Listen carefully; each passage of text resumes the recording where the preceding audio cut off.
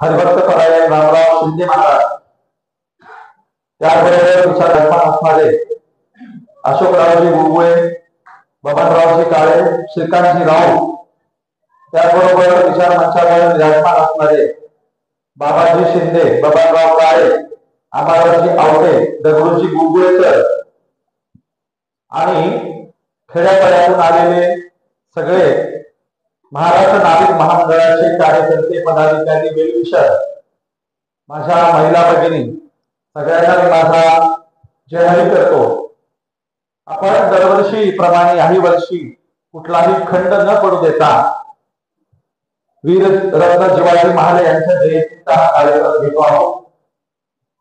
गेल्या मला वाटतं 10-12 वर्षापासून माझा या सगळ्या महामंडळाच्या कार्यकर्त्यांशी संपर्क आहे. मी पूर्वी देखील आलोय आणि हिंगोली जिल्ह्यातला सगळ्यात चांगला उत्साही कार्यक्रम आपल्या इथे वसमतला होतो. त्याबद्दल मी महाराष्ट्र नाविक महामंडळ वसमत शाखेचे अभिनंदन व्यक्त करतो. त्याच्यामध्ये अशोकजी गुळगुळे, श्रीकांत राऊत आणि त्यांच्या सगळ्या सहकार्यांसाठी एकदा तुम्ही जोरदार टाळ्या वाजवून त्यांचे स्वागत केले पाहिजे. कारण बहुसंख्याक समाजाला सहज एकत्र येता येतं. अल्पसंख्याक समाजाचा व्यवसाय असतात, उद्योग असतात, ते खूप लांब लांब असतात, पांगलेले असतात. त्या सगळ्यांना वेळेतला वेळ काढून एकत्रित आणणं हे साधं काम नाही, हे सोपं काम नाही. आणि मग हदगाव सारख्या एवढ्या लांबच्या कार्यक्रमाला काय आलेलं आहे, त्यामध्ये प्रचंड मोठे योगदान आणि चांगले काम आहे. श्रीकांतजी यांनी प्रास्ताविकेत सांगितलं, समाजाला विचार करावेत, महापुरुष करावेत म्हणून लग्नामध्ये कुठल्याही भेटवस्तू न देता महापुरुषांचे, शिवाजी महाले यांच्या प्रतिमा आणि पुस्तके सातत्याने भेट देत असतात. ते प्रत्येक कार्यक्रमात, इव्हेंट मध्ये शिवाजी महाले असतील आणि एकूण नाभिक समाजाचे संपूर्ण महापुरुष असतील, त्यांचा विचार फवटवण्याचं ते काम करतात. म्हणून आपल्याला अशा माणसांची गरज आहे जे समाजामध्ये जागृतीचा अग्नी अखंड तेवत ठेवतात, समाजाला सातत्याने जागृत करतात, नवे पायंडे पाडून देतात. आणखी मी इथे ज्यांचा सत्कार समारंभ झाला त्यांचंही अभिनंदन करेल आणि विशेषतः गुणवंत विद्यार्थ्यांमध्ये एक विद्यार्थी आणि 2-3 विद्यार्थिनी होत्या, त्यांच्यासाठी, या गुणवान विद्यार्थ्यांसाठी सुद्धा तुम्ही एकदा टाळ्या वाजवल्या पाहिजे. कारण त्यांचा या ठिकाणी सत्कार करून आपल्याला समाजाला आणि नव्या पोरांना, पुढच्या पिढीला प्रेरणा द्यायची असते की बघा, ही मुलं एवढी हुशार आहेत, त्यांचा सत्कार झाला, पुढच्या वेळेला आपला पण झाला पाहिजे, आपल्या पण मुलाचा सत्कार, मुलीचा सत्कार झाला पाहिजे, ही प्रेरणा मिळावी म्हणून आपण या प्रकारचे सत्कार सोहळे घेतो, गुणवंतांचं कौतुक करतो. त्याबरोबर आज आपण सकाळी शालेय साहित्य वाटपाचा देखील कार्यक्रम केला. शाळेवरच्या विद्यार्थ्यांमध्ये हे वह्या पुस्तकं गेली, त्याचबरोबर शिवाजी महाले यांचा विचार पण गेला, त्याच्यावर एक स्टिकर लावलंय आपण सगळीकडे, त्यांचा विचार गेला. त्यामुळे हे फार महत्वाचं कार्य सकाळी आपण केलं. त्याबरोबर आपण संपूर्ण शहराला कळावं की आज वीररत्न शिवाजी महाले यांची जयंती आहे. यासाठी आपण शहरातल्या सगळ्या महापुरुषांच्या पुतळ्यांना आपण हार घातले. त्याचबरोबर शहरातून आपण वाजत गाजत मिरवणूक काढली. त्याच्यामुळे केवळ सभागृहात आहेत एवढे लोक नव्हे, तर संपूर्ण शहराला कळलं की आज शिवाजी महाले यांची जयंती आहे. म्हणून आजचे सगळे केलेले उपक्रम अत्यंत कौतुकास्पद आहेत, लोकांमध्ये चांगला संदेश देणारे आहेत आणि लोकांमध्ये विचार नेणारे आहेत. आणि म्हणून आपण इतक्या उत्साही पद्धतीने दरवर्षी हे कार्यक्रम करता, त्याबद्दल अभिनंदन व्यक्त करतो. मला सगळ्यांनी बोलवलं, त्यांचे आभार सगळ्यांचे व्यक्त करतो. कारण आपल्याला आज या देशाला प्रबोधनाची प्रचंड गरज आहे. म्हणून आपल्या देशाला क्रांतीचा, प्रबोधनाचा एक मोठा वारसा आहे. त्या वारसाला आपण अभिवादन करणं माझं आद्य कर्तव्य समजतो. मगाशी श्रीकांतजी म्हणाले, त्यांनी ज्या भंते उपालीचं नाव घेतलं, त्या भंते उपालीच्या एकूण संघाचे प्रमुख, ज्यांनी आपला भिक्खू संघ उभा केला, ज्यांनी जगाला शांतीचा आणि भारताला क्रांतीचा संदेश दिला आणि ज्यांनी सांगितलं चरत भिक्कवे चारिकम लोकां कंपाय अर्थान हिताय बहुजन हिताय बहुजन सुखाय आदि कल्याण मध्य कल्याण अंत कल्याण, हे भिक्षूंनो सतत आयुष्यभर चारिका करत राहायची आणि समस्त मानव जातीच्या कल्याणाच्या महान एका विचारधारेची, समतेच्या विचारधारेचा प्रचार करायचा, असं सांगणारे देशाचे सर्वोत्तम भूमिपुत्र तथागत सिद्धार्थ गौतम बुद्ध. आणि बुद्ध गेल्याबरोबर पहिल्या धम्मसंगीनीमध्ये असा विचार ठरला की तथागताचे हे वचन, नियम आणि त्यांनी सांगितलेली सूत्र, त्यांच्या गाथा लिहून काढल्या पाहिजेत. आणि म्हणून सगळं लिहून काढण्यासाठी ज्यांची पहिल्यांदा एकमताने निवड करण्यात आली ते भंते उपाली न्हावी जातीतून आलेले होते. म्हणून भंते उपाली यांना देखील मी अभिवादन करतो. पुढे हाच विचार संबंध भारतात जम्मूद्वीपात पसरवण्यासाठी ज्यांनी आपला मुलगा महेंद्र आणि मुलगी संघमित्रा यांना धर्मासाठी दान देऊन टाकलं, ज्यांच्याबद्दल एक शाहीर म्हणतो, हजारों साल पहले की बात थी जब जम्मूद्वीप में खून की नदियां बहती थी, हर तरफ लड़ाइयां जारी थी, जिसने सारी लड़ाइयां जीत कर शान अपनी बढ़ाई थी, अफसोस हुआ था उस सम्राट अशोक को जिसने बाकी की जिंदगी बुद्धों के कदमों में चढ़ाई थी। आणि म्हणून ज्यांनी आपलं सर्वस्व तथागताच्या विचारधारेसाठी अर्पण केलं त्या सम्राट अशोकालाही अभिवादन करतो। सम्राट अशोकाच्या नंतर ही समतेची विचारधारा या देशात संतांनी चालवली होती, पण संतांचा विचार आपल्याला केवळ मंदिरापुरता वाटतो, परंतु संतांनी या देशामध्ये सगळ्यांच्या मानवी कल्याणाचं मानवी हिताचं काम केलेलं आहे।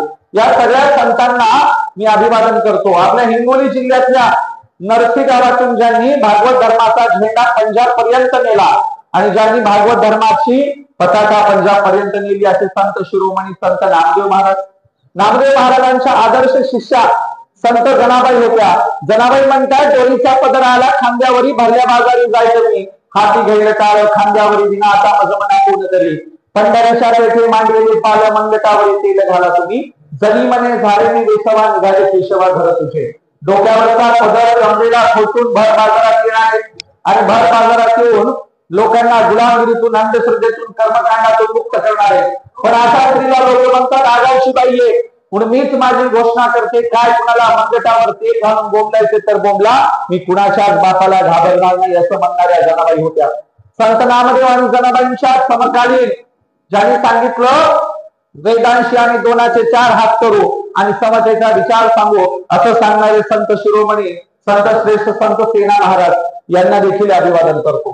संत सेना महाराजांचा आणि नामदेवांचा विचार पुढच्या काळातल्या सगळ्या संत मंडळांनी घेतला, ज्याच्यामध्ये संत एकनाथ महाराज असतील आणि पुढच्या काळात जगद्गुरु जगतवंद्य तुकोबाराय असतील। तुकोबाराय म्हणत होते की काय महिमावरून आता सांगणे किती, कोटी ब्रह्मात्या मुख पाहता जाती, अरे आमच्या विठ्ठलाचा काय महिमा सांगावा, 1 कोटी ब्राह्मणांची हत्या झाली आणि एकदाच विठ्ठलाचं तोंड पाहिलं तर सगळं पाप धुतलं जातं। हा मनुस्मृतीच्या विरोधातला विचार सांगणारे जगद्गुरु जगतवंद्य तुकोबाराय आणि त्यांचा हा विचार प्रतापगडाच्या पायथ्याशी कृष्णा भास्कर कुलकर्ण्याची खांडोळी करून हा विचार खरा करून दाखवणारे रयतेच्या राज्याचे संस्थापक कुळवाडी भूषण बहुजन प्रतिपालक छत्रपती शिवाजी महाराज, ज्यांनी माहेरची देशमुख यांनी सासरची पाटीलकी याच्याही पलीकडे उदात्त विचार केला आणि मानवी समाजाला मावळ्या एकाच संदेश बांधलं, त्या राष्ट्रमाता राजमाता मासाहेब जिजाऊ आणि शिवराज जिजाऊंच्या एकूण स्वराज्यामध्ये नारी समाजाच्या 2 महापुरुषांनी आपल्या प्राणाची बलिदान दिलं,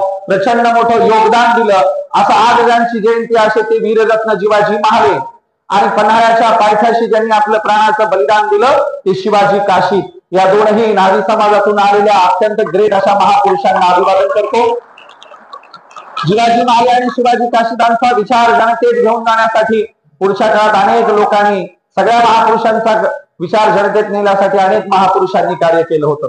29 वर्ष घोड्यावर बसून राज्यकारभार करणाऱ्या लोकमाता अहिल्याबाई होळकर आणि या देशात तुमच्या आमच्या स्वातंत्र्याची लढाई खरी लढणारे क्रांतीसूर्य ज्योतिराव फुले साहेब आणि विद्येची खरी दैवत क्रांतीज्योती सावित्रीबाई फुले। बघा, देवाला सोडलेल्या देवदासी झाल्या, खंडोबाला सोडलेल्या मुरळ्या झाल्या, यल्लमाला सोडलेल्या जोगतीनी झाल्या, पण माझ्या सावित्रीला सोडलेली कोणी डॉक्टर कोणी इंजिनियर 2 तर राष्ट्रपती झाल्या, म्हणून सावित्रीमाईंना देखील अभिवादन करतो। सावित्रीमाई आणि ज्योतिरावांचा विचार पुढे नेणारे या देशामध्ये महापुरुषांचं कार्य आपल्या संस्थानात चालू ठेवणारे आरक्षणाचे जनक लोकराजा राजर्षी शाहू महाराज, फुले आणि शाहू महाराजांचा वारसा संविधानाच्या रूपाने पुढे देणारे भारतीय घटनेचे खरे शिल्पकार परमपूज्य बोधिसत्व विश्वरत्न महामानव डॉक्टर बाबासाहेब आंबेडकर यांनाही अभिवादन करतो। ज्यांनी सांगितलं, जग बदल घालून गाव मला सांगून गेले भीमराव, गुलामगिरीच्या या चिखलात का ऋतून बसलाय रावत, चल निघ घे बिनीवरती धाव मला सांगून गेले भीमराव, असं म्हणून बाबासाहेबांचा विचार पुढे नेणारे, शिवरायांचा पवाडा 7 समुद्राच्या पलीकडे रशियापर्यंत नेणारे साहित्य सम्राट लोकशाहीर अण्णाभाऊ साठे आणि ज्यांनी शिकलेल्यांना प्रश्न केला, तुझ्या हाती तूप आलं तुझ्या हाती साय, समाजाचं काय रे गड्या समाजाचं काय, टाटा बिर्ला करतील बाकी सारे तुपाशी मरतील असं म्हणणारे लोककवी वामनदादा कर्डक आणि परिवर्तनवादी चळवळीतल्या तमाम महापुरुषांना आणि गणनायकांना मी अभिवादन करतो। हे अभिवादन करायचं कारण काय, तर अशी या देशाची समतेची, बंधुभावाची, एकोप्याची आणि माणुसकीचा विचार पुढे नेणारी विचारधारा आपल्या देशाला लाभलेली आहे। या विचारधारेवर आपल्याला मार्गक्रमण करायचंय आणि आपल्याला आपल्या घरामध्ये वैचारिक लेखक, साहित्यिक, वक्ते आणि मोठमोठ्या नोकऱ्या करणारे आपल्याला कार्यकर्ते घडवायचे आहेत. तर जरा याला बघा, साऊंडचा आवाज येतो, थोडा वेळ बंद करा. नेमकं भाषणाच्या वेळेलाच का मोटर जरा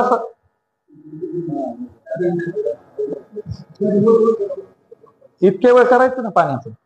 पाण्याविना 7-8 दिवस राहू शकेल, परंतु प्रेरणेच्या शिवाय, वैचारिक वारशाशिवाय सेकंदभर सुद्धा राहू शकत नाही. ज्या समाजाला प्रेरणा नसते, वैचारिक वारसा नसतो, तो समाज गुलाम असतो. आपल्या आजूबाजूला असणारे छोटे छोटे समाज महापुरुषांचा वारसा घेऊन जगाच्या कानाकोपऱ्यात गेले आणि आम्ही मात्र अजूनही तिथंच आहोत. म्हणून आम्हाला मोठा वैचारिक वारसा घ्यायचा असेल तर आम्हाला इतिहास समजून घ्यावा लागेल, आपल्या प्रेरणादायी महापुरुषांचा वारसा समजून घ्यावा लागेल, आपल्या लहान मुलांना ह्या सगळ्या महापुरुषांचा विचार सांगावा लागेल. त्यासाठी तर आपण ह्या कार्यक्रमांचं आयोजन करतो. कार्यक्रमामध्ये प्रबोधन का महत्वाचं असतं, तर प्रबोधनातून आपल्याला काहीतरी शिकायला मिळतं. आपल्या घरादारामध्ये आपल्याला तो विचार आचरणात आणता येतो. त्यासाठी आपल्याला ह्या प्रबोधनाची गरज आहे. एक छोटंसं उदाहरण सांगतो, मग तुम्हाला कळेल. बघा, माझी एक सज्जनाची व्याख्या आहे, तुमची पण एक सज्जनाची व्याख्या आहे.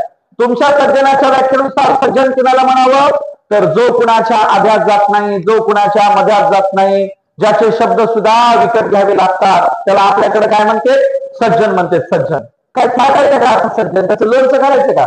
काय करायचं? हा सज्जन घरी आला, माईने विचारलं, वागा अमुक अमुक माणसाची पिठाची गिरणी चालू होती का? हा म्हणला ऐकलंच नाही.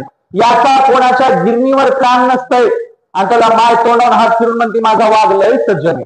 हा सज्जन घरी आला, माईने विचारलं अमुक अमुक माणसाचं किराणा दुकान उघडं होतं का? ते म्हणला काय की मी बघितलंच नाही. याचा कोणाच्या किराणा दुकानावर सुद्धा डोळा नसतोय आणि माय म्हणते पोरग लय सज्जन आहे. अहो काय करायचं हा सज्जन? सज्जन कुणाला म्हणावं? असले सज्जन काही कामाचे नाही. माझी पण एक सज्जनाची व्याख्या आहे, जो कुणाच्याही आध्यात जातो, कुणाच्याही मध्यात जातो, ज्याला मध्यरात्री फोन करा पहिल्या बेलला तुमचा कॉल उचलतो, जो तिरडी उतरायला पुढे असतो, रक्तदान करायला पुढे असतो, कोणतेही सामाजिक कार्यक्रम घ्यायला पुढे असतो, त्याला सज्जन म्हटलं पाहिजे. आणि माझ्या सज्जनाच्या व्याख्येमध्ये वीररत्न शिवाजी महाराजांच्या सारखे महापुरुष बसतात, जे दुसऱ्यांच्यासाठी प्राणाचं बलिदान द्यायला देखील तयार होते. दुसऱ्यांच्यासाठी चांगुलपणासाठी आयुष्यपणाला लावणारे शिवाजी महाले असतील, शिवाजी काशीद असतील, यांच्यासारखे महापुरुष होते. आणि इतिहासातून प्रेरणा घ्यायची असते, चांगला वारसा घ्यायचा असतो आणि म्हणून हा चांगला वारसा सांगण्यासाठी आपण कार्यक्रमाचं आयोजन केले. बघा, इतिहासाचा कोणताही कालखंड काढा, त्या इतिहासाच्या प्रत्येक कालखंडावर न्हावी समाजाचं योगदान बरोबरीच राहिलेलं आहे, देशाला उंचीवर नेणारं राहिलेलं आहे, देशात समतेसाठी बलिदान देणारं राहिलेलं आहे. बुद्ध गेल्याबरोबर काय झालं, तर त्रिपिटक लिहिण्याचं काम उपालींनी केलं. तर हे उपाली कोण होते, तर एका मोठ्या 2 राजपुत्रांच्या घरामध्ये न्हावी समाजाचं, न्हावी कटिंगीचं काम करणारे, राजपुत्रांच्या राजदरबारात काम करणारे उपाली होते. काय झालं, राजपुत्रांच्या सोबत सावली सारखे बनते उपाली जायचे. जंगलात आल्यावर विचार केले की आता घरी जायचं नाही, बुद्धाच्या भिक्षू संघात आम्ही दाखल होणार, बुद्धाच्या बौद्ध धर्मात आम्ही जाणार. मग काय झालं, तर त्या 2 राजपुत्रांनी अंगावरचे सगळे दागदागिने काढले, ते दागदागिने एका गाठोड्यात बांधले आणि सोबत कोण असायचा सावली सारखा, तर भंते उपाली असायची. त्या भंते उपालींना त्यांनी ते सगळं दागिन्यांचं गाठोडं दिलं आणि उपालीला म्हणाले, उपाली तू आता घराकडे जा आणि हे दागिने घरच्यांना नेऊन दे आणि सांग हे 2ही राजपुत्र बौद्ध धर्मात गेलेत म्हणून. उपालींच्या समोरून राजपुत्र निघून गेले. थोड्या वेळाने उपाली घराकडे जाताना विचार केला, यांचे वाडवडील आणि यांचं गाव सगळे लोक कजाक आहेत, आगाव आहेत, मी सोनं नाणं जरी घरी नेऊन दिलं, त्यांचे दागमंतीला आमच्या राजपुत्रांचा तू खून केला आणि दागिने घेऊन आला, त्यांना विश्वास बसायचा नाही. आणि एवढे मोठे 2 राजपुत्र जर बुद्धांना जात असतील तर मी तर त्यांचा साधारण सेवेकरी आहे, असं म्हणून भंते उपाली मागून त्यांच्या मागे शोधत शोधत त्यांच्याकडे निघाले. झाला आता 2 राजपुत्र अगोदर तथागत बुद्धाकडे गेले आणि 2 राजपुत्रांचा दीक्षाविधी सुरू झाला, त्यांचं मुंडन झाली. 2 राजपुत्रांचा दीक्षाविधी सुरू असताना उशिरा पाठीमागून भंते उपाली आले. उपाली भंतेजी आल्याच्या नंतर 2 राजपुत्रांनी विचारलं, उपाली तू घरी गेला नाहीस का? ते मला नाही गेलो, तुमचे दागदागिने घरी नेऊन दिले तरी त्यांना विश्वास बसायचा नाही. मी एका झाडाला दागिन्यांचं गाठोडं बांधलं आणि मी काय केलं, इकडे निघून आलो. मग दोन राजपुत्रांनी विनंती केली, हे बघा, हे भंते उपाली आमचं फार आमची सेवा करतात, लहानाचं आम्हाला मोठं यांनीच केलं, हे वयस्क आहेत, असं करा, यांना अगोदर धम्मात घ्या आणि नंतर आम्हाला धम्मामध्ये दीक्षा द्या. त्या दोन राजपुत्रांनी काय केलं, मग आपली स्वतःची दीक्षा थांबवली आणि भंते उपालींची दीक्षा दिली. भंते उपाली दीक्षा दिल्या झाल्यामुळे ते दोन राजपुत्र उपालींना नमस्कार करायचे. सगळा भिक्षू संघ उपालीला नमस्कार करायचा, कारण अगोदर त्यांची धम्म दीक्षा झाली. मग बुद्ध गेल्याच्या नंतर सगळा भिक्षू संघ बसला आणि म्हणाला, आता बुद्धाचे नियम विनय आणि त्यांनी सांगितलेली शिकवण गाथा आता लिहून काढल्या पाहिजे. याच्यासाठी हुशार, ब्रिलियंट, ग्रेट, सगळ्यात जुना बुद्धाला ओळखणारा कोण असेल तर ते भंते उपाली आहेत. उपालींना समोर बोलवण्यात आलं आणि म्हणाले, उपाली तुम्ही हुशार आहात, तुमचं पाठांतर चांगलंय, तुम्हाला लिखाण चांगलं जमतं, असं करा, हे सगळे त्रिपिटक लिहून काढा. जगाला पहिल्यांदा बौद्ध धर्मग्रंथ आणि त्रिपिटक पुन्हा दिली असतील तर ते भंते उपालीनं दिली आणि ते न्हावी समाजातले होते, प्रचंड विद्वान होते. आणि म्हणून आम्हाला गर्व अभिमान वाटला पाहिजे, एवढे विद्वान त्रिपिटक लिहिणारा माणूस आमच्यातून झालेला आहे, इतके विद्वान माणसं आपल्यात झालेले आहेत. त्याचबरोबर पुढच्या कालखंडामध्ये या शिवाजी महाराजांच्या कालखंडात मगाशी म्हटल्याप्रमाणे दोन ग्रेट महापुरुष न्हावी समाजाने दिलेले आहेत. तुम्हाला प्रतापगडाच्या पायथ्याचा प्रसंग चांगला माहिती आहे. कोणता प्रसंग? शिवाजी महाराज अफजल खानाला भेटायला गेले. अफजल खानाला भेटायला गेल्याच्या नंतर शिवाजी महाराजांच्या बाजूला शिवरायांचे अंगरक्षक म्हणून जिवाजी महाले सुद्धा गेले होते. तिकडे अफजल खानाचा अंगरक्षक म्हणून सय्यद बंडा होता, भिप्पाड उंच होता. त्याचबरोबर त्या तंबूमध्ये जिथे शिवाजी महाराजांची अफजल खानासोबत भेट होत होती, त्या तंबूमध्ये वकील असणारा कृष्णा भास्कर कुलकर्णी नावाचा ब्राह्मण होता. बघा काय झालं, शिवाजी महाराजांची भेट झाली आणि भेटीच्या दरम्यान शिवाजी महाराजांनी पोटामध्ये बिछव्या खुपसल्या आणि अफजल खानाचा कोथळा बाहेर काढला.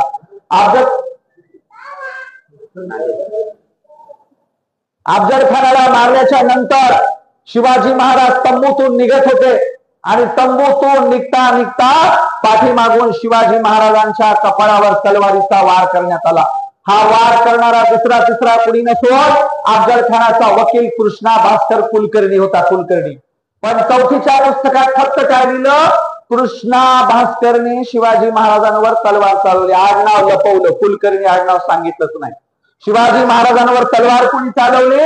कृष्णा भास्कर, पुस्तकात असं लिहिलं, कृष्णाजी भास्कर यांनी तलवार चालवली. त्या कृष्णा भास्कर कुलकर्ण्याला काय लावलं? जी लावलं, जी. कृष्णाजी भास्कर यांनी शिवरायांवर तलवार चालवली. शिवाजी महाराज मागे वळून बघता जिरेटोप पडला आणि त्यांच्या उजव्या भोवऱ्यावर जखम झाली. शिवरायांनी दुसरी तलवार कुलकर्ण्याच्या हातातच धरली, हवेत पकडली आणि सांगितले, बघ, वकील म्हणून सोडून द्यायलोय, ब्राह्मण म्हणून कोण मुलायजा करू पाहतो. तरी कुलकर्णी ऐकना, शिवरायांवर तलवार चालून गेला. तेव्हा शिवाजी महाराजांनी एका कृष्णा भास्कर कुलकर्ण्याचे दोन कृष्णा भास्कर कुलकर्णी केले, कुलकर्ण्याला कापलं आणि शिवाजी महाराजांनी सांगितलं, माझे तुकोबाराय म्हणतात 1 कोटी ब्राह्मणांची हत्या झाली आणि एकदाच विठ्ठलाचं तोंड पाहिलं तरी सगळं पाप धुतलं जातं. अभंग काय महिमा वर्णवाचा सांगणे किती, कोटी ब्रह्म हत्या मुख पाहता जाते. आणि वेट नाही कोण कुलकर्णी म्हणून. पुन्हा शिवाजी महाराज तंबूतून बाहेर जात होते. तंबूतून बाहेर पडताना उंच असणारा सय्यद बंडा शिवाजी महाराजांवर धावून आला. शिवरायांच्या मानेवर तलवार मारणार तो अगदी लांब असलेले जिवाजी महाले हवेत उडी मारून आले आणि वरच्यावरच त्यांचा हात हवेमध्ये तलवारीने उडवला. जिवाजी महालेंनी लांब उडी घेऊन सय्यद बंडाचा हात उडवला. शिवरायांचे प्राण वाचवले. शिवरायांना जीवदान देणारे न्हावी समाजातले जिवाजी महाले होते आणि शिवाजी महाराजांचा जीव घ्यायला बसलेले ब्राह्मण समाजातले कुलकर्णी होते, कृष्णा भास्कर कुलकर्णी. लक्षात घ्या, न्हावी समाजाने इतिहासात जीवदान देण्याचं योगदान दिलंय, तर ब्राह्मणांनी वेळोवेळी शिवाजी महाराजांचं स्वराज्य बुडवायचा प्रयत्न केलेला आहे. आणि म्हणून आम्हाला न्हावी समाजातले जिवाजी महाराजांच्या सारखे माणसं पाहिजे, कपटी भास्कर कृष्णा भास्कर कुलकर्ण्यासारखे नाही. आता एवढ्या थांबव की ब्राह्मणांनी काय दिलं चौथीच्या पुस्तकात? होता जीवा म्हणून वाचला शिवा. त्या कृष्णा भास्कर कुलकर्ण्याला कृष्णा जी लावला जी, आणि इकडं मात्र ज्यांनी शिवरायांचा जीव वाचवला त्याला काय म्हणतात, होता जीवा म्हणून वाचला शिवा. काय म्हणायला पाहिजे होतं, होते जीवाजी म्हणून वाचले शिवाजी. जीवाजी महालेंना ते आज आरे कारे बोलतात, जीवाजी म्हणत नाहीत. शिवाजी महाराजांचा विचार किती मोठा होता. शिवाजी महाराज प्रत्येकाला जी लावून बोलायचे. तानाजी, जीवाजी, वीर शिवाजी काशीद, सगळ्यांना ते जी लावून बोलायचे. पण ब्राह्मण मात्र अभ्यासक्रमात होता जीवा म्हणून वाचला शिवा अशी शिवरायांची आणि जीवाजी महालेंची अवहेलना करणारी वक्तव्य करतात पुस्तकात. एवढंच काय, एक गाणे बघा मराठीत, आणि गाण्यामध्ये बैलजोडीला नाव काय दिले, गाणे बघा, जीवा शिवाची बैलजोड. बैलजोडीला दिलेलं नाव कुणाचे, शिवाजी महाराज आणि जीवाजी. कारण इतिहासात जीवा आणि शिवा अशी जवळची ही दोनच माणसं झालेली आहेत, दुसरं कोणी इतिहासात झालेलं नाही.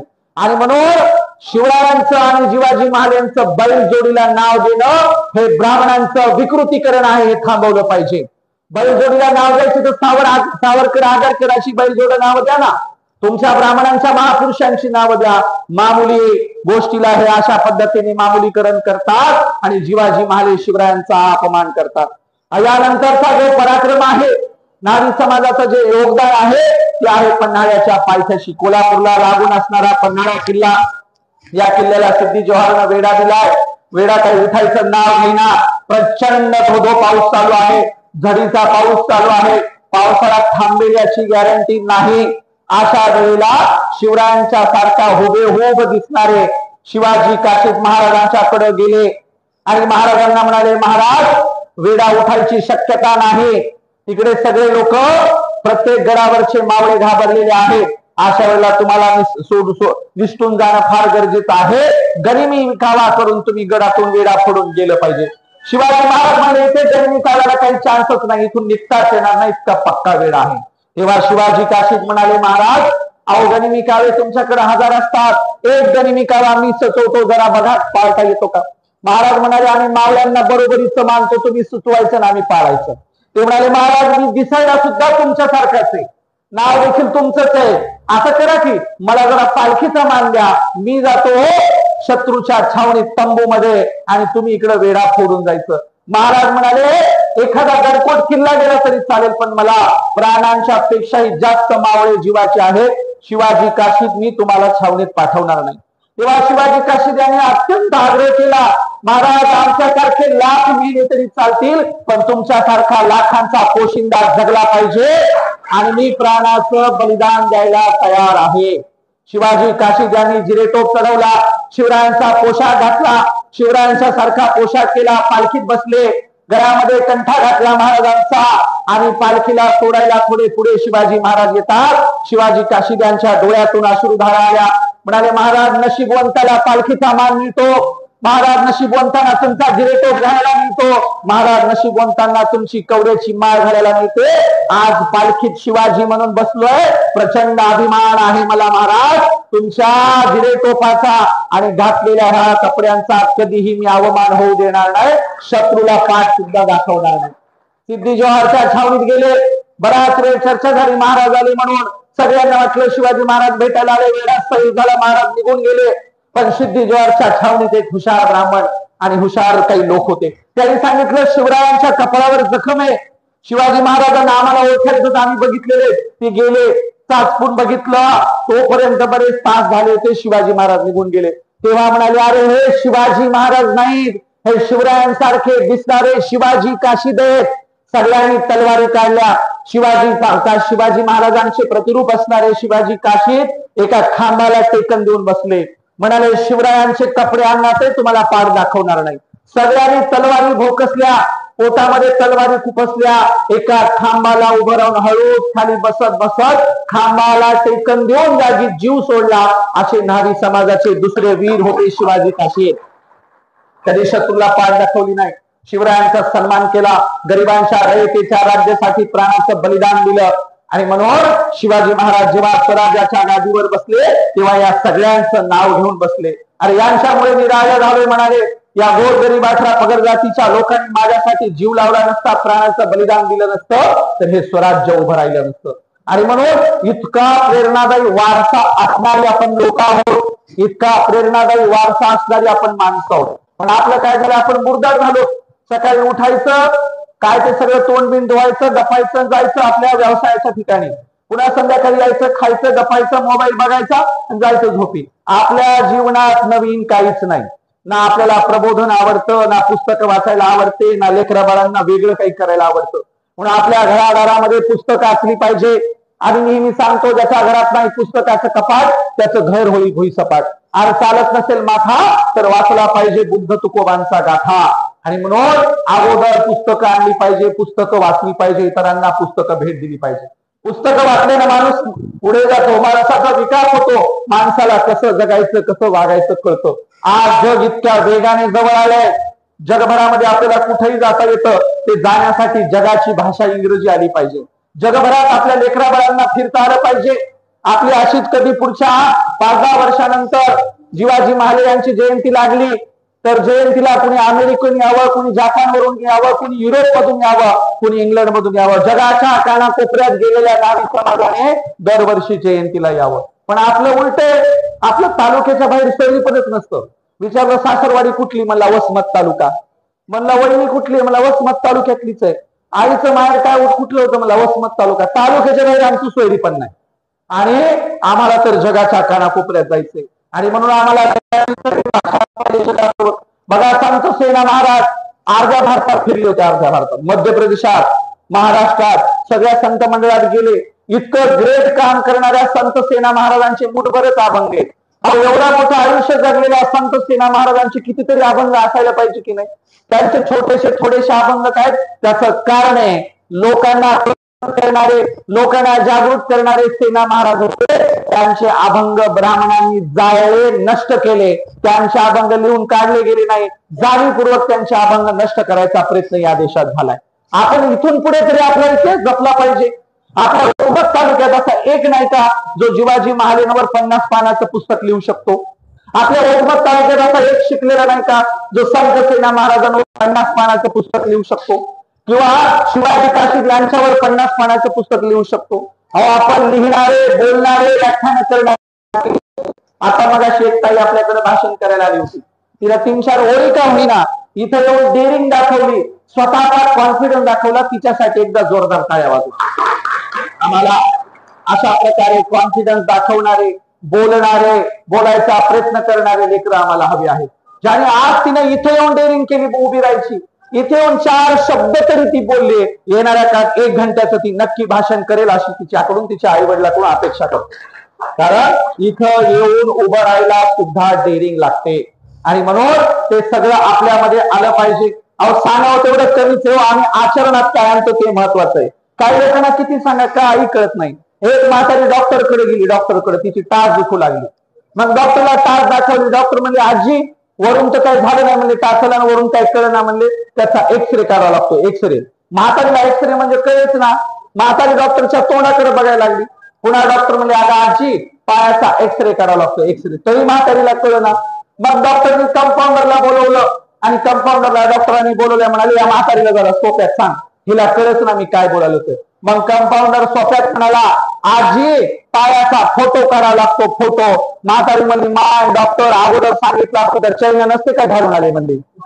डॉक्टर म्हणला, अगोदर चैनाचा नाही फोटो काढायचा, मधल्या हाडाचा काढायचा, हाडाचा. कळतच नाही. अशी आमची माणसं येतात. आणि म्हणून ज्या माणसं त्यांना साध्या सरळ सोप्या भाषेमध्ये सांगावं लागतं. म्हणून या देशाचा इतिहास ब्राह्मणी विरुद्ध अब्राह्मणी आहे. या देशाचा इतिहास शेठजी, भटजी, लाटजी विरुद्ध शूद्र अतिशूद्र आहे. आम्हाला अतिशूद्र म्हणणारे, आम्हाला हलक्या जातीचे म्हणणारे, आमचा अपमान करणारे दुसरे तिसरे कोणी नाहीत, ब्राह्मण आहेत. ब्राह्मणांनी वर्ण व्यवस्था जन्माला घातली, जाती व्यवस्था जन्माला घातली आणि त्या जाती व्यवस्थेत आम्हाला खाली टाकलं, असे ब्राह्मण आहेत. म्हणून आम्हाला कळलं पाहिजे आमचा शत्रू कोण आहे.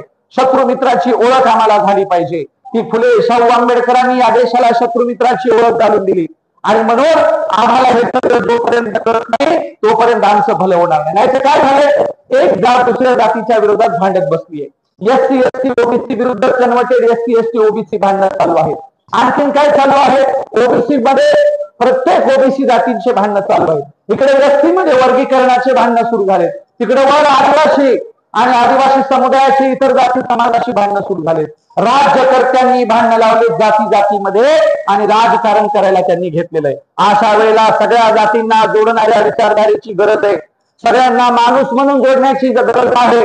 कारण आपण सगळे माणूस आहोत. आपण प्रथम प्राधान्य माणुसकीला दिलं पाहिजे. म्हणून तुकोबाराय म्हणाले होते, कोण्याही जीवाचा अन्न घडो मत्सर वर्म सर्वेश्वर पूजनाचे. कुणाचाही द्वेष करू नये. यारे यारे लहान थोर याती बळत्या नारी नर करावया पार भव सिंधू. पंढरीच्या लोकांनाही अभिमान पाया पडती जन एकमेका. मुंगी आणि राव आम्हा सारखाची जीव. आम्हाला सगळे समान आहेत. कुणी लहान नाही कुणी मोठं नाही असं म्हणणारे आपले वारकरी संत होते. वारकरी संत समता सांगत होते. समता सांगणाऱ्या वारकरी संतांना त्रास देण्याचं काम या देशातल्या ब्राह्मणांनी केलेलं आहे. आणि म्हणून आपण चांगला विचार समजून घेऊ. चांगल्या पद्धतीने आपण सगळं हे करू. दुसऱ्याचं चांगलं झालं तर आपल्याला चांगलं वाटावं आणि दुसऱ्याचं वाईट झालं तर आपल्याला वाईटच वाटलं पाहिजे. पण आपलं उलट हो, दुसऱ्याचं वाईट झालं तर आपल्याला चांगलं वाटतं आणि दुसऱ्याचं चांगलं झालं तर आपल्याला वाईट वाटतं. एक जण माझ्याकडे आला आणि म्हणला द्या टाळी. मग मी दिली टाळी. म्हणलं का लय खुश दिसायले. ते म्हणला आमच्या शेजाऱ्याला लॉटरी लागली. म्हणलं शेजाऱ्याला लॉटरी लागली तर तू कस काय खुश. ते मला तुम्हाला नाही कळायचं. म्हणलं कस काय. म्हणला त्यांचं लॉटरीचं तिकीटच गवसं म्हणलं हरपले तिकीट. म्हणजे शेजाऱ्याचं वाईट झालं म्हणून याला आनंद. एकदम डॉक्टरकडे गेला. म्हणला डॉक्टर साहेब माझ्या पोटात दुखायले. डॉक्टर म्हणले कधीपासून दुखायले. तर हा म्हणला शेजाऱ्याने बंगला बांधलाय तेव्हापासून दुखायले. आता याच्यावर काय इलाज आहे का या पोटावर दुखण्याला. म्हणून असे दुसऱ्याचं चांगलं झालं तर चांगलं वाटावं आणि दुसऱ्याचं वाईट झालं तर वाईट वाटावं. एका बाईचा नवरा दिवसभर घरी आला. दिवसभर त्याला जेवायला वेळ मिळाला नाही आणि नेमका जेवायला बसला. बायकोने जेवायला वाढलं. एक घास घेणार तोंडात की नेमकी लाईट गेली. लाईट गेल्या बरोबर बायको म्हणजे उठा उठा उठा उठा MSCB ला फोन लावा. म्हणजे MSCB ला फोन. नवरा म्हणला अगं जाऊ दे येईल थोड्या वेळानं मला भूक लागली जेव दे. जमणार नाही म्हणली MSCB ला फोन लावा. नवऱ्याच्या हातात मोबाईल दिला आणि MSCB ला. आता नवऱ्याने नंबर दाबायला सुरुवात केली की पुन्हा हातातला मोबाईल घेतला. म्हणजे जाऊ दे आता. नवरा मला इतक्या वेळ तर म्हणत होतीस लावा लावा आता कसं काय. मग म्हणाली शेजारची बी गेली म्हणजे आता. म्हणजे इतक्या वेळ शेजारची होती म्हणून हिच्या पोटात खूप लागलं. आता शेजारची बी गेली तर म्हणजे आता लावू नका जाऊ द्या म्हणली त्यांची बी गेली. म्हणजे आम्हाला आमच्या घरातला अंधार सहन होतो पण दुसऱ्याच्या घरातला उजेड सहन होत नाही. अशी परिस्थिती या देशाची झाली. म्हणून हे सगळं बदलायचं असेल तर आम्ही एकोप्याने राहिलं पाहिजे. आम्ही सगळ्यांना संविधानाची मूल्य सांगितली पाहिजे. लोकशाही सांगितली पाहिजे. या देशात लोकशाही धोक्यात आहे. संविधान धोक्यात आहे. आपल्या सगळ्यांचं दिलेले संविधानाने दिलेले हक्क अधिकार धोक्यात आहेत. त्यासाठी आपल्याला सगळ्यांना एकत्रित येऊन काम करायचं. आणि म्हणून सांगावं तेवढं कमीच आहे. शिवाजी महाराजांचं गाव कुठे तर महाबळेश्वरच्या जवळ कोंडावली नावाचं गाव आहे. अत्यंत साधारण कुटुंबातून. ते काय जन्मतः अदानी अंबानी सारखा सोन्याचा चमचा तोंडात घेऊन आलेले नव्हते. साधारण कुटुंबात जन्माला आलेले शिवाजी महाले होते. घरामध्ये 2-3 भाऊ एक बहीण होती. या सगळ्यांचा प्रपंच वडिलांना चालवावा लागायचा. त्याच्यातून पोरगा हुशारे गावात कुस्त्या खेळायला लागला. दानपट्टा चालवायला लागला. वडिलांना वाटलं बरे जाईल सैन्यामध्ये. एकदा गावामध्ये शिवरायांचे कुणीतरी सरदार आले आणि त्यांनी सगळ्यांची परीक्षा घेतली. त्याच्यामध्ये गावातला पहिला दानपट्टा आणि तलवारबाजी चालवण्यात शिवाजी महाराजांचा नंबर आला. त्यांना सैन्यामध्ये घेऊन गेले. सैन्यात घेऊन गेल्याच्या नंतर ते शिवरायांच्या इतके जवळचे झाले इतके प्राणप्रिय झाले की शिवाजी महाराजांच्या सोबत सावली सारखे वावरायला लागले. प्रतापगडाच्या पायथ्याच्या भेटीमध्ये शिवरायांनी जर शिवाजी महाराजांना नेलं होतं तर याचा अर्थ ते किती जवळचे आणि विश्वासातले असतील याचा अंदाज तुम्ही बांधू शकता. शिवाजी महाराजांच्या सगळ्यात विश्वासातले शिवाजी महाले होते.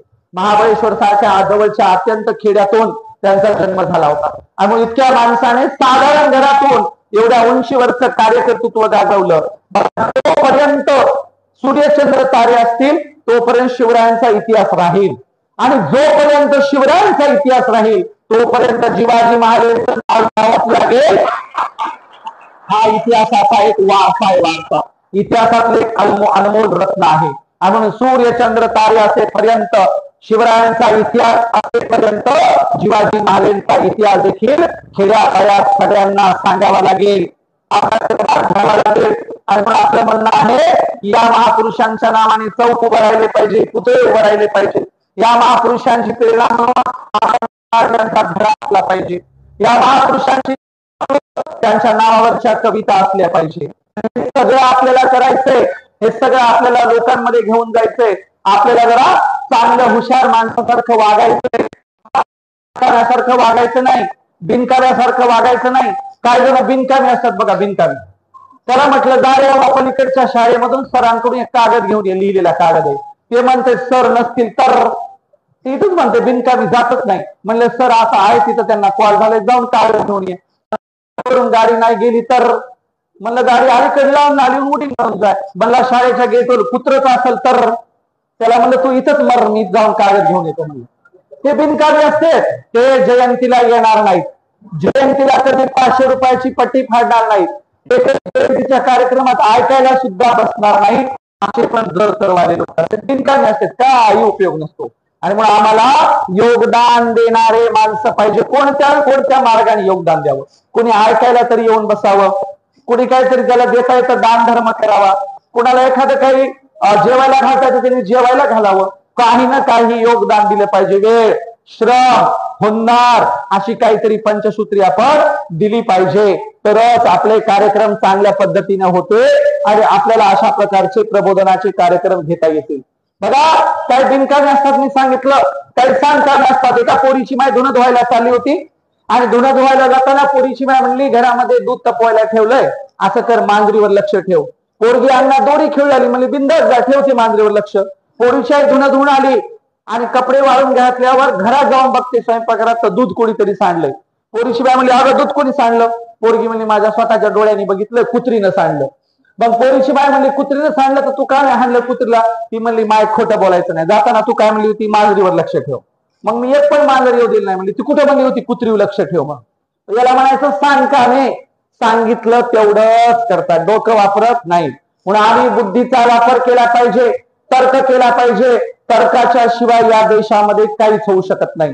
बघा संत रविदास महाराज म्हणाले होते, ऐसा चाहू राज मैं ज्या सबन को मिली अन्न, छोटो बडो सब संग बैठे रविदास रे प्रसन्न. मला एक आदर्श राज्य हवंय जिच्यात सगळे गुण्या गोविंदाने नांदतील. आदर्श बेगमपुरा नावाच्या राज्याची संकल्पना संत रविदास महाराजांनी ठेवली. संत नामदेव तुकोबाराय संत सेना महाराज म्हणाले समतेचं पंढरपूर पाहिजे. समतेच्या पंढरपूरची संकल्पना पुन्हा ठेवली आपल्या वारकरी संतांनी. असं पंढरपूर पाहिजे ज्याच्यात सगळे एकमेकांना गळा भेट घेतील, कडकडून मिठी मारतील, कुणी लहान नाही कुणी मोठं नाही, कुठलाही भेदभाव नाही. अशा समतेच्या पंढरपूरची संकल्पना संत सेना महाराज नामदेव महाराजांच्या संत मंडळाने ठेवली. पुढे ज्योतिराव फुले म्हणाले आम्हाला बळीस्थान पाहिजे, म्हणजे बळीराजाच्या आदर्श राज्याची संकल्पना फुलेंनी ठेवली. आणि शिवराय आणि त्यांचे सहकार्य सगळ्यांनी रयतेच्या राज्याची संकल्पना पुढे ठेवली. आम्हाला रयतेचं राज्य पाहिजे. म्हणजे सगळ्या महापुरुषांचा एकच विचार आहे, समतेचं, बंधुभावाचं, एकोप्याचं राज्य उभं करणं. आणि हे राज्य उभं करण्यासाठी शिवरायांना साथ करणारे जिवाजी महाले होते. बुद्धाचं समतेचं राज्य उभं करण्यासाठी त्यांना साथ करणारे भंते उपाली होते. आणि संतांचं समतेचं राज्य उभं करण्यासाठी त्यांना साथ करणारे संत सेना महाराज होते. प्रत्येक शतकात समतेचं राज्य उभं करायला न्हावी समाजाने बरोबरीचं योगदान दिलेलं आहे. आणि म्हणून प्रत्येक कालखंडात एक आदर्श राज्य उभं करण्यासाठी तन मन धनाने सहकार्य करणारे, बुद्धीनं सहकार्य करणारे, मनगटाच्या जोरावर सहकार्य करणारे आपल्या सगळ्यांचे पूर्वज होते. सांगावं तेवढं कमीच आहे. आणि म्हणून आपल्या काही डोक्यावरून जाणार नाही अशी अपेक्षा करतो. नाही तर आपल्याकडे काय झाले, गावागावात लावायचा कार्यक्रम सुरू आहे. टीव्ही घरी गेले, टीव्ही लावले की टीव्हीवर निव्वळ भांडण आहे. एक अशी सिरियल नाही, एक अशी मालिका नाही ज्याच्यात भांडणं नसते. सासा सुनायची भांडणं, ननंद भावजायची भांडणं, अशा सगळ्या सिरियल आहेत. आता अर्ध्याने आपल्या महिला कशामुळे आल्या नसतील तर दुपारी आवडीची एखादी सिरियल असेल बघा, ती म्हणायची जाऊ दे माय काय त्यांचा तिकडे उतारा, त्याच्याऐवजी घरी टीव्ही तर बघते म्हणली असेल. आणि म्हणून टेलिव्हिजननं सत्यानाश केला आमचा. काय चाललंय टीव्हीवर? टीव्हीवर कुठला तरी बुवा बापू कापू सकाळी आम्हाला येऊन सांगतो हवा लेलो हवा छोडो. हवा लेलो अरे म्हणलं काय हवा घेणार आणि हवा सोडणार, यांची सगळी हवा काढून घेतली. म्हणलं काय यांच्या हातात ठेवलेलं नाही, नुसतं आमच्या हातात कात्री कंगवा राहिलाय, कात्री कंगवा. आणि प्रसाधनांच्या कंपन्या कुणाच्या आहेत? पॉन्ड्सची कंपनी एखाद्या नावाची का? किंवा एखाद्या चेहऱ्याला लावायच्या क्रीमची कंपनी नावाची का? देशामध्ये चेहऱ्याला लावायच्या किंवा आमच्या पार्लर सलून मध्ये असणाऱ्या एका तरी प्रोडक्टची कंपनी न्हावी समाजाची एका सांगा? बिलकुल नाही. सगळं अदानी अंबानी भांडवलदारांच्या ताब्यात गेलं. आमच्या हातात फक्त राहिला कात्री आणि कंगवा. आणि म्हणून आता तरी जर आमची पोरं पुढे गेली पाहिजे, आमच्या पोरांनी काहीतरी वेगळं स्वतंत्र मोठं काहीतरी केलं पाहिजे. म्हणून त्या टीव्ही टेलिव्हिजनच्या नादाला लागू नका. ती ऐश्वर्या राय गालाला मेकअप करा वेगळीच बाई, ओठांचा मेकअप करा वेगळीच बाई, तिच्या भोवळ्या करायला वेगळी, तशा 5-50 मेकअप वाल्या बाया. आणि ती विश्वसुंदरी आहे. आता चेहऱ्याला किलो किलो मेकअप थापल्या तर कोणी बी चांगली दिसेलच की. म्हणे विश्वसुंदरी जगातली. अहो म्हणलं ऐश्वर्या रायला वसमत तालुक्यात 2 दिवस खुरपायला आणा, खुरपायला नाही काळी पडली तर नाव सांगणार नाही मी. अहो मेकअप केला, एसी गाडीत राहिल्या, एसी बंगल्यात राहिल्या, कोणी बी छान दिसेल की. म्हणून ऐश्वर्या राय सुंदर असू शकत नाही. सुंदर कुणाला म्हणावं? जिच्या टाचा उडलेल्या आहेत, जिच्या कपाळावर टपोर कुंकू आहे, जिच्या कपाळावरचा घाम मातीमध्ये पडतो आणि जी दिवस रात्र शेतात काम करते ती माझी माय माऊली जगातली सगळ्यात सुंदर स्त्री आहे. राबणाऱ्या स्त्रिया सुंदर असतात, कष्ट करणाऱ्या स्त्रिया सुंदर असतात, इतरांना जीव घालणाऱ्या स्त्रिया सुंदर असतात, गोरगरिबांना मदत करणारे सुंदर असतात. दुसऱ्याच्या भाडीवर जगणारे मुंबईच्या एसी स्टुडिओ मधले कधी सुंदर असू शकत नाहीत. आणि म्हणून काय चाललंय त्यांचं? ते गाणे लिहितात, चांद तारे तुम्हारे लिए तोड लावूंगा. अरे म्हणलं आमच्या वसमत तालुक्यात ये आणि शेवग्याच्या झाडाच्या 4 शेंगा तोडून दाखव, बघू तुझं चांद तारे तोडायचं प्रकरण. म्हणून हे सगळं अवास्तव जग आहे, अतिरंजित जग आहे, मूर्ख बनवणारं जग आहे. टीव्ही टेलिव्हिजनचं जग मूर्ख बनवतं, आम्हाला वेड्यात करतं. त्याच्या नादाला लागू नका. थोडासा तरी वेळ वाचून चांगली युट्यूबवरून भाषण ऐका, थोडासा तरी वेळ वाचून पुस्तकं वाचवा, पुस्तकं वाचा. आणि म्हणून जाताना मी एवढंच सांगेल की आपण चांगलं कार्य करूया. विशेषतः महिलांना सांगेल, मुलांवर मुलींवर संस्कार करण्याची जबाबदारी महिलांची आहे. पुरुष कामाला निघून जातात, महिलांना लेकरांवर लक्ष ठेवावं लागतं. म्हणून आपल्या लेकरांवर महिलांनी चांगलं काम करावं. आणि मुलं सगळ्यात जास्त मुलं मुली आईकडे बघतात, आईच्या जवळ असतात, आईचं ऑब्झर्वेशन करत असतात. आता हे सगळं तुम्हाला यासाठी सांगतोय कारण आपण तालुक्यावर तरी राहतो, शहरात. खेड्याची अवस्था याच्या पलीकडची आहे. एक पोरगा जांबाच्या झाडावर जांब चोरू लागला, ते जांबवाडीचा मालक खाली आला, ते मला आता रोजे जांब चोरून नाही, उतर खाली बघतो मला तुझी. आज तुला रंगेहात पकडलं, मला उतर आणि चल, मला कोणाचा पोरगा आहे तो तुझ्या बापाकडे घेऊन जातो. पोरगा जांबाच्या झाडावर म्हणते माझा बाप गवसायचाच नाही. हे मालक खालून म्हणते कस काय गवसत नाही, मला ते पलीकडच्या जांबाच्या झाडावर आहे म्हणला. म्हणजे ज्याच्या पोराला समजून सांगावं त्याचा बापच चोऱ्या करायला, काय सांगायचं. आणि म्हणून खेड्यात असंच आहे. एका म्हातारीचं नातवाचं लग्न होतं, लय भांडकुदळ म्हातारी, अख्ख्या गावाला भांडून बुरबुड आणला. इतकी भांडकुदळ म्हातारी विचारूच नका. नातू म्हणला सगळ्यांना लग्नाला घ्यायला, डंगरीला घ्यायचंच नाही. घरचे म्हणले तुला काय करायचंय, घरातलं शेवटचं लग्न आहे, पिकलं पान आहे, म्हातारी कधी मरून जाईल, घेऊ दे म्हणले लग्नाला तुझा. म्हणला लोकांच्या गावी भांडण काढलं तर काय करावं, जरा शावून भांडते म्हणला, कशावर मी भांडायची सवय आहे म्हणला हिला. मग काय करावं, म्हातारी लग्नात आली, नवरदेव नवरीच्या स्टेजच्या जवळ म्हातारीला खुर्ची टाकून दिली आणि लग्न लागलं. लग्न लागल्याच्या नंतर सगळे जेवायला बसले आणि नातेवाईक फोटो काढायला स्टेजवर यायला लागले. नवरदेवाच्या चुलत्या आत्या मामांचे फोटो काढून झाले, नवरीच्या चुलत्या आत्या मामांचे फोटो काढून झाले. म्हातारीचा काही नंबर येईच ना. म्हातारीला वाटलं मला बोलवतेच की नाही की फोटो काढायला.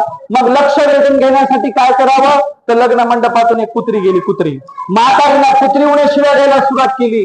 अशा कुत्रीला शिवाय द्यायला लागली, विचारूच नका. मग काय करावं, नवरदेवाला आला राग. नवरदेव म्हणला ही डंगरी काय चचना, म्हणला ही म्हातारी काय मरणा. म्हातारीने ऐकलं चचना म्हणला आपल्याला. म्हातारी म्हणली बापू तू काय म्हणला. नवरदेवाला वाटलं चचना शब्दाचा खरा अर्थ सांगावं तर आपलं काही खरं नाही. नवरदेव म्हणला अगं आजी चचना म्हणजे जेवण असतात, तू जेवली नाहीस का.